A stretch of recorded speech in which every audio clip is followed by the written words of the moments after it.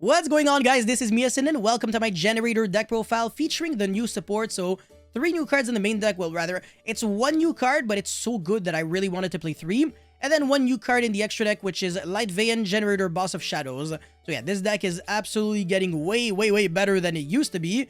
And that's definitely something that I can appreciate because I love Generaider. Who doesn't love this deck? Anyways, before this video starts, make sure you like and subscribe. Check me out on Twitch and Instagram. Let's try to get this video to 1,000 likes because I will be making a live stream on this deck as soon as we reach that. Now let's get right into it. Alright, so for the quote-unquote brick Generaider monsters, I only play the bare minimum package. So 1 Har, 1 Mardell, and 1 Utgarda. That's it, that's all. We don't really want to play like way too many because then we would start bricking.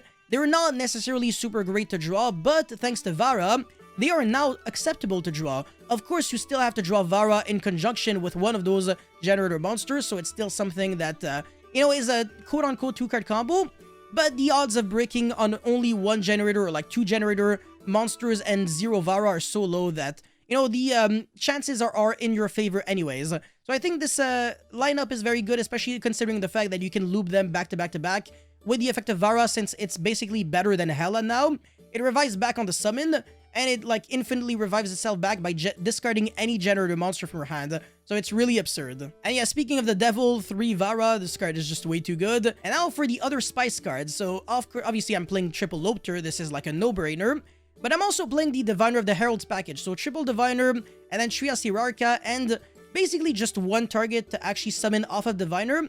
Herald of Orange Light was probably the most logical to me because I can actually use its effect. If I draw it as a hand trap, I can discard like any other fairy. And I play a bunch of fairy. Like every single Generaider monster in the deck is a fairy except for these 3. So this is a spellcaster, this is a plant, and this is a rock. But Vara is a fairy, Trias Hierarcha is a fairy, and Lopter is a fairy. So this can genuinely negate stuff sometimes. But the real utility is really just to be an extra body for like Needle Fiber or Splight Elf when you summon Trias Hierarcha by tributing the Diviner of the Heralds, which is a 1-card combo anyways. And yeah, Diviner of the Heralds also allowing you to send the Vara is absolutely absurd, because it means that if you have any other Generaider monster, Diviner and any of those monsters would be like basically full combo. And I guess full combo in this deck would be like the Field Spell and like a rank 9 monster, which is still a game against most people. Imagine if this deck had VFD. It would literally be a problem. But yeah, anyways, only 14 monsters.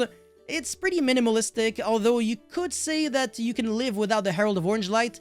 It might be the brick that you don't always want to play, but the Trias Hierarcha is way too good not to be played. It really comes up every single time, and being able to tribute your tokens that are gonna die anyways on the freaking end phase to draw 2 cards and pop a card your opponent controls without targeting is just way too good to pass on. And for the consistency cards, we're playing like infinite billion consistency cards. So double Extravagance, triple Prosperity, 4 field spells, 7 field spells because of Demise of the Land. This card is always what you're trying to go for every single time. It's just too good. And then Mystic Mine, because we're already playing Terraforming and Demise of the Land. But if it gets banned, then no problem, we can just revert back to like something else. It really doesn't matter. And so that's it for the spell cards, but even the trap cards are consistency cards. So 4 extra field spells, because clearly that wasn't enough. So triple boss fight, which activates the boss stage anyways. And then your opponent draws a card, so it triggers its effect right away. 1 Metaverse, triple skill drain, triple solemn strike, and triple judgment.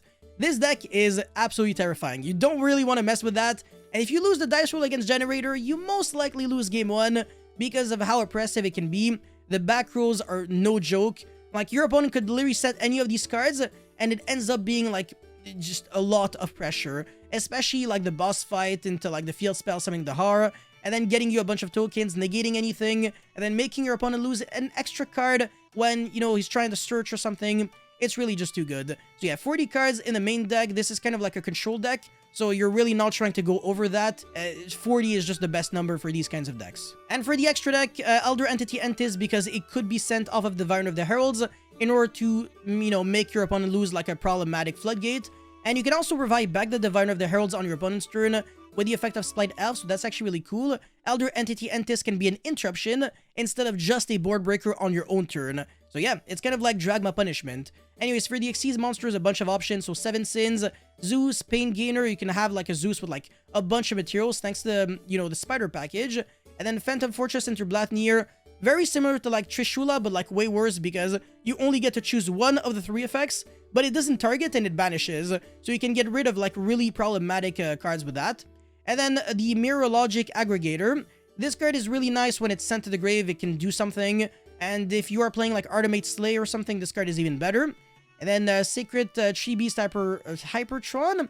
Hyper, whatever, who cares? Depending on the materials that it has underneath, it can negate like monsters, spell, or traps, so it's a really good card. Double Generator Boss of Shadows, as well as double your Mungder. And then 1 9 Laughs Cat, which is a monster reborn for level 9 monsters.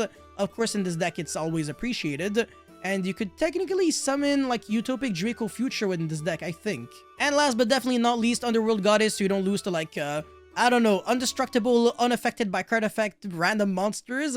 And yeah, Needle Fiber and Splight Elf, because honestly, as long as those cards are legal and your deck plays like Diviner of the Heralds and stuff like that, you kind of just have to abuse those cards. They're just so good. But yeah, the combo of being able to revive back the Diviner of the Heralds on your opponent's turn, and either send Elder Entity Entis or Trios Hierarcha in order to get rid of your tokens and advance your game state even more is absolutely ridiculous. So yeah, that's it for the extra deck, and now for the idea section. 1 Naglfar, which I don't recommend. I don't know why there's another Harb, but you're not only trying to play one.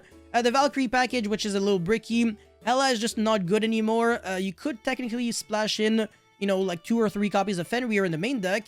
I already explained that. Droll and Logbird is really nice in this deck because you can like make your opponent draw a card and then Droll right away, so that you know, they can't even like use their search cards at all. So Droll is actually really scary in this deck. This deck benefits off of drolling the opponent way more than any other deck. It's a little less good than it Trickstars, unless you're playing Trickstar Reincarnation, because again, you force your opponent to draw cards with the Jormungandr and the boss fight.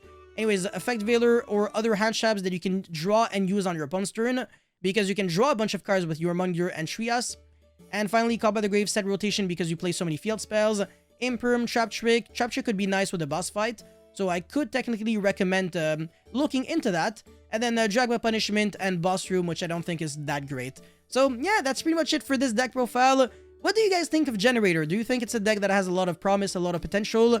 I personally think it's a really nice deck. I would definitely, you know, grab it in regionals, locals, maybe, probably not YCSs, because, you know, you need a lot of stamina in order to survive like 10 rounds.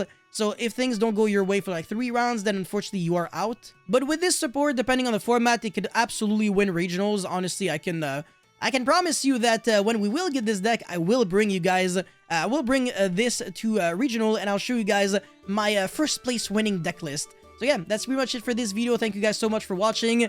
As always, don't forget to like and subscribe. Check me out on Twitch and Instagram, all the beautiful fun stuff. And that's pretty much it. I will see you guys very soon. Peace.